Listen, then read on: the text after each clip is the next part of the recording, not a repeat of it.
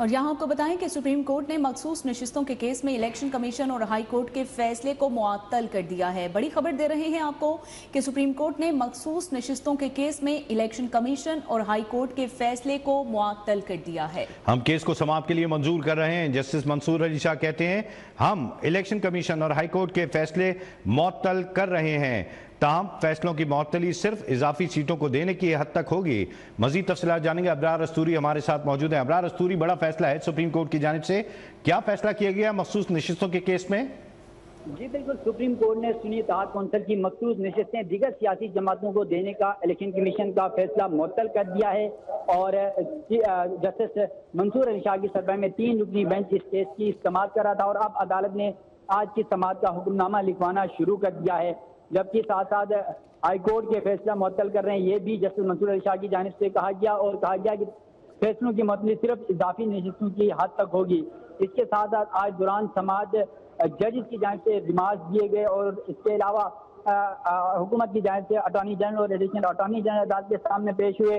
पाकिस्तान तहरीक इंसाफ सुन्नी इत्तेहाद council की जानिब से वकील सलमान अकरम राजा और दीगर जो वकला हैं वो अदालत के सामने पेश हुए। इसके अलावा अटॉर्नी जनरल और डीजी लॉ इलेक्शन कमीशन अदालत में पेश हुए और जस्टिस मंसूर अली शाह ने कहा सियासी जमातें अपने तनासुब से तो नशिस्तें ले सकती हैं, बाकी नशिस्तें उन्हें कैसे मिल सकती हैं, जबकि क्या बाकी बची हुई नशिस्तें भी इन्हें दी जा सकती हैं, कानून में ऐसा कुछ है या नहीं। इसके अलावा जस्टिस मंसूर अली शाह ने इस्तफसार किया अटॉर्नी जनरल से कि अगर कानून में ऐसा नहीं तो फिर क्या ऐसा करना आईनी स्कीम के खिलाफ नहीं, जबकि जस्टिस मोहम्मद अली मदर ने कहा क्या इलेक्शन कमीशन सो मोटो क्या से बची हुई नशिस्तें दोबारा उन्हें जमात को नहीं दी। इसके अलावा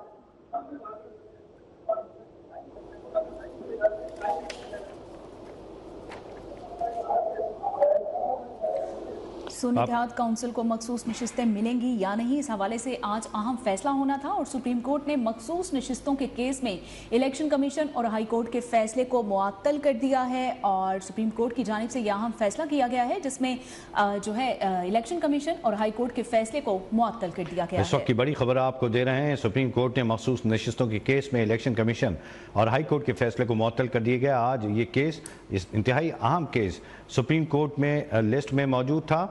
अबरार, आप हमें बता रहे थे सुप्रीम कोर्ट के आज के फैसले के हवाले से जो लिखा जा रहा है, ये भी बताइएगा, ये किस तरह से तफसील से बताइएगा कि मखसूस नशिस्तों के केस में जो कहा गया है कि इलेक्शन कमीशन की हाई कोर्ट के फैसलों को मुअत्तल किया जा रहा है, लेकिन सिर्फ ये फैसला मुअत्तल इजाफी सीटों के हवाले से है।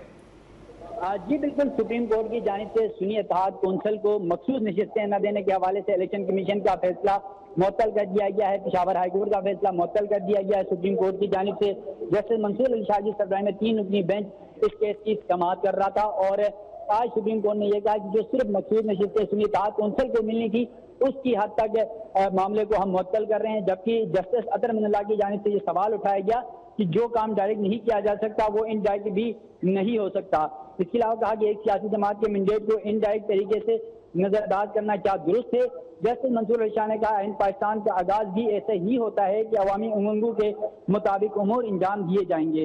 इसके अलावा जस्टिस मंसूर अली शाह ने कहा कि दूसरे मरहले में मखसूस नशिस्तें दोबारा बांटी जा सकती हैं। जस्टिस अतर मिनल्लाह ने कहा अगर मजीद कुछ सीटें बच जाएं तो उनका क्या करना है।